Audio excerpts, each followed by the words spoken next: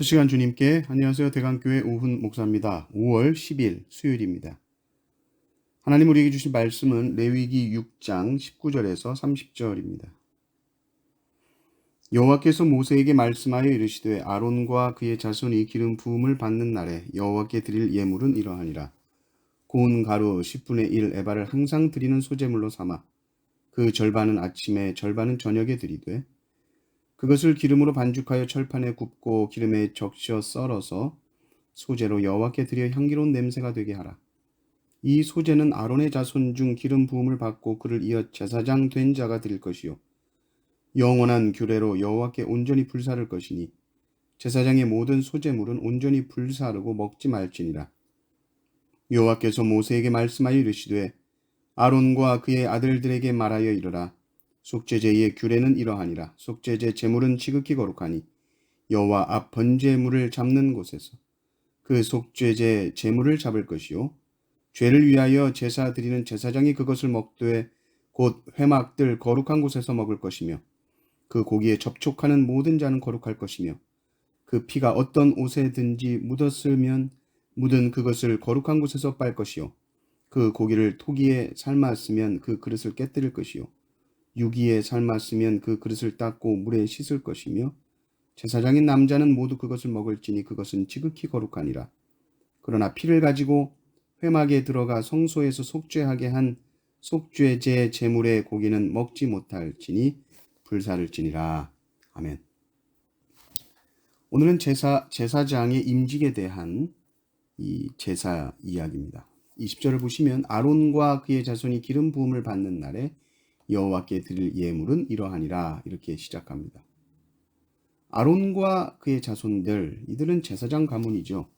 이들이 기름 부음을 받는 날에 이런 예물을 드려라 이렇게 말합니다. 제사장은 임직을 받는 때부터 여호와 하나님께 매일 소제를 드립니다. 고운 가루 10분의 1 에바를 가지고 소제를 드립니다. 아침과 저녁에 이 소제를 반반씩 나누어서 드리죠. 소제는 지난번에도 말씀드렸듯이 쿠키를 만드는 것 같고 꼭 부침개를 부치는 것 같습니다. 고운 가루를 반죽해서 철판에다가 굽는 것이죠. 그리고 기름에 적셔서 썹니다. 기름에 적시지 않으면 아마 다 부셔져서 이제 기름에 딱 적셔서 이제 썰었겠죠. 반은 아침, 반은 저녁에 드립니다. 이것은 제사장 몫으로 남겨두는 것이 없습니다. 전부를 불살라서 연기로 만들어 하나님께 드리는 제사입니다. 23절을 보면 제사장의 모든 소제물은 온전히 불사르고 먹지 말지니라 이렇게 나옵니다. 그리고 24절부터 보면 속죄제의 제물에 대해서 나오는데 앞서 4장에서 이미 속죄제에서 나왔지만 그때 소개하지 않은 부분을 보충해서 좀 더 명확하게 설명하고 있습니다. 어디서 속죄제의 제물을 잡느냐? 번제물 잡는 곳에서 잡으면 된다. 거기는 번제단 위쪽 그 뜰에서 잡는 것이죠. 그리고 속죄제는 그 죄를 지은 대상에 따라서 제물과 그 처리 방법이 달랐죠.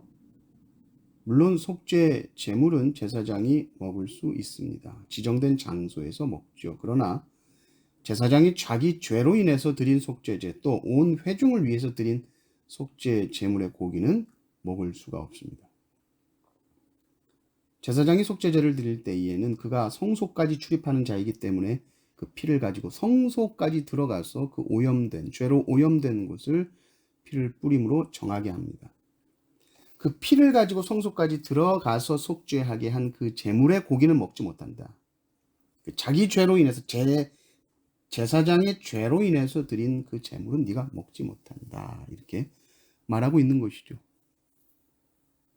이 속죄 제사의 제물은 거룩합니다. 25절 보면 속죄제 제물은 지극히 거룩하니 이렇게 나옵니다.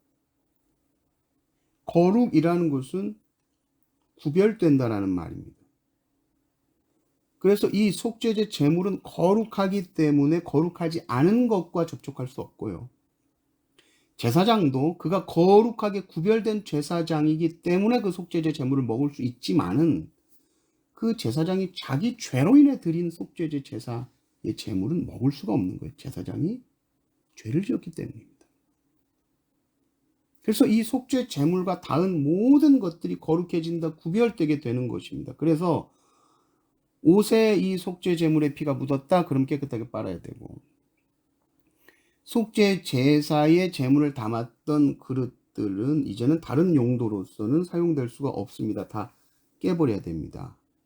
그런데 그것이 만약에 육이다 그러면 유기는 토기와는 다르게 깨끗하게 씻을 수 있잖아요. 완전하게 씻을 수가 있죠. 그래서 유기는 깨지 않아도 됩니다만은 토기는 아무리 깨끗하게 닦아도 그릇에 그것이 뱄니다. 그래서 토기는 깨버려라, 그렇게 말합니다. 그게 철저하죠. 뭐에 철저합니까? 거룩한 것과 거룩하지 않은 속된 것이 절대로 같이 있을 수 없음을 보여줍니다. 하나님의 거룩하심에 대해서 타협할 수 없는 것이라는 것을 확실하게 말합니다. 우리는 신약 시대를 살아가면서 물론 의식적으로 이런 것을 우리가 다 따를 필요가 없지만은 이 거룩에 대한 하나님의 원칙과 하나님의 뜻은 그대로 남아 있습니다. 고린도후서 6장 14절에서 16절까지 말씀을 제가 한번 보겠습니다. 너희는 믿지 않는 자와 멍에를 함께 매지 말라. 의와 불법이 어찌 함께하며 빛과 어둠이 어찌 사귀며 그리스도와 벨리알이 어찌 조화되며 믿는 자와 믿지 않는 자가 어찌 상관하며 하나님의 성전과 우상이 어찌 일치되리요. 우리는 살아계신 하나님의 성전이라. 물론 우리가 이런 것을 끊어버림으로써 하나님의 자녀가 되는 것은 아닙니다. 우리는 이미 예수 그리스도의 보혈로 말미암아 정결하게 된 하나님의 자녀입니다. 우리는 정결한 하나님의 자녀로서의 확실한 정체성을 가지고 우리는 마땅히 끊을 것은 끊습니다. 버릴 것은 버립니다. 하나님이 기뻐하시지 않는 일은 기뻐하지 않습니다. 하나님의 거룩하심을 흠모하며 그 길을 따라가는 것이 하나님의 백성의 합당한 길이죠. 우리는 살아계신 하나님의 전으로서, 성령의 전으로서 항상 거룩한 길을 사모하며 걸어가시는 성도님들 되시기를 주님의 이름으로 축원합니다. 아멘.